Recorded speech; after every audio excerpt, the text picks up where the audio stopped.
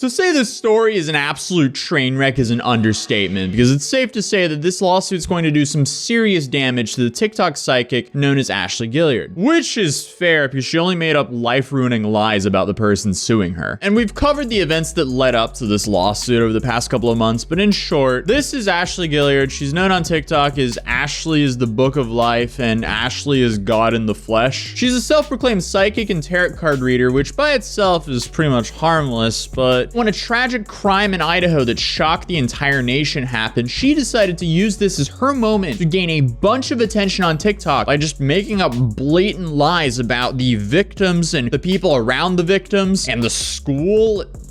It was a lot, but she was saying innocent people did these crimes because of this reason. I'm not gonna go into too much detail like I did in my previous videos, but she singled out one of the friends of the victims and then one of the professors that worked at the same school the victims went to, known as Rebecca Schofield. And to give you an idea of the extent of harassment here, she's probably made over 100 videos on these people. And these are all made up stories of what she claims happened. Yes, we are way beyond the line of insanity here. But like many things I cover here on this channel, it gets so much worse. In my first video, we watched her start falling down a staircase, and in the second video, she was just falling down the same staircase, and today, she's still falling down that staircase. Because if you watch those videos, you would know the professor did sue her for defamation, and this was Ashley's original response to that. I'm about to put this demand letter Rebecca Schofield attorney sent me by the tissue so I can wipe my with it. What? Yeah, that's a reasonable response when you actually slandered someone, but she just continued to slander Rebecca. Hey y'all, no worries. I'm okay. Please don't be offended by the comments. Don't let them get to you. These are fake pages or Rebecca's friends. Let it go. I'll be home soon. And you know, while she's at it, why doesn't she just make it even worse for herself? So she posted this as well. Oh, and you can't forget the ultimate double down. I think that's how y'all want me to feel about a measly ass $75,000 lawsuit that I'm gonna win. Oh my God.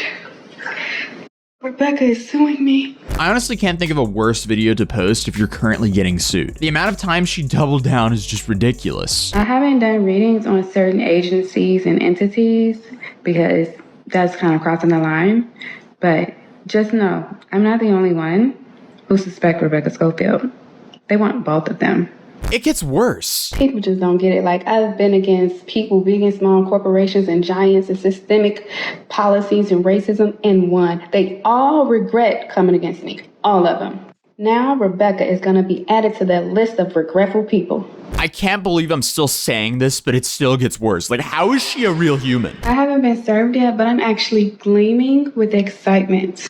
I am going to immediately start planning because I cannot wait to present my ideas in court regarding Rebecca Schofield and her role in the murder of the 4 University of Idaho students. Clearly, she wasn't taking the cease and desist seriously at all. But when she finally was sued, she said this.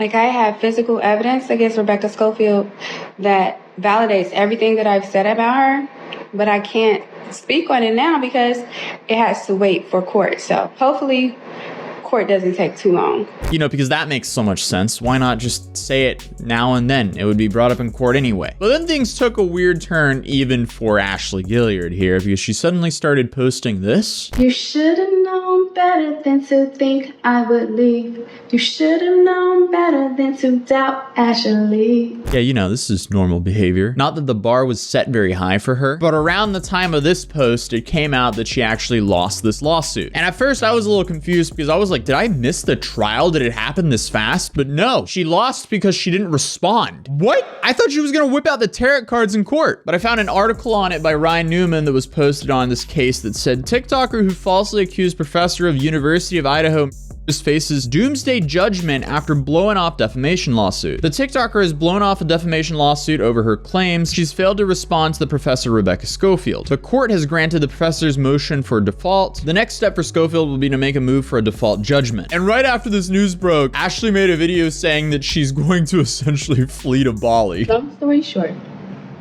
I would like to go to Bali.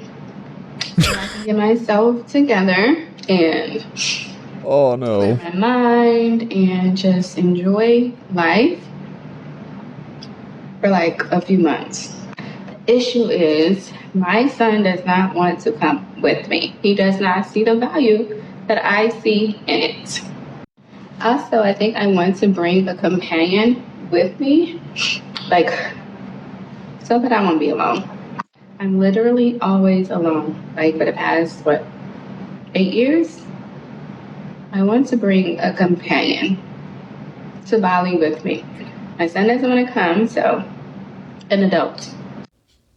Clearly you've been by yourself for a long time with all this TikTok investigative journalism going on. Either way though, I feel so bad for the son. If that kid's in middle school, this is probably worse than having a mom do an OF. The caption of this though, right after the lawsuit's finished and she lost. I'm going to Bali for a while. Oh, where's the accountability here? I don't think she's taken any accountability throughout the entire situation. But she also followed up that video by her claiming that this lawsuit was unfair when she was literally laughing at the lawsuit for months. The lawsuit should never have been allowed, period. That's the caption. And y'all need to stop asking me about this lawsuit. It should not even have been allowed. First of all, for multiple reasons. But for the legal reason was because it's the improper venue. Well, then you have to appeal it. Citizens knows I'm not an Idaho resident, so I should not be sued in the district of. You can't ignore the lawsuit. Then they got the nerve to not allow pro se clients to e-file. Meanwhile, so her attorneys are e-filing documents. If I want to file a document, I got to fly to Idaho or mail it in and hope they get it. First of all, there needs to be some type of system that automatically declines lawsuits that are frivolous. Why would you sue a Texas resident in Idaho? It makes no sense. This isn't a frivolous lawsuit, though. With their over 20 years of experience practicing law. So I will file this motion to dismiss or whatever it is that I need to file, but I shouldn't have to do it. It should have automatically been rejected for improper venue. It's not fair and it's not cool. I'm not a lawyer. Isn't this a little bit late? This woman sat here and she's made close to 100 videos, maybe more than 100 videos, blatantly slandering this professor, saying that she committed a crime that she clearly didn't do. There's no way this is a frivolous lawsuit. And trust me, I'm very familiar with frivolous lawsuits. I am all for defending people who are being thrown frivolous lawsuits. Nothing about this seems frivolous to me. But my next question then is, where is all of her evidence? I thought she was gonna be dropping, like 30 pages of evidence against Rebecca Schofield but I guess she didn't respond to the court, so she lost the case. In other news, I either sprained or broke my thumb, not sure. Was doing a hand drag trick. That didn't go well. My thumb went into the snow. My body kept going. Here we are with a cast for 3 to 6 weeks. Ow, that f***ing hurts so bad. Why did I do that?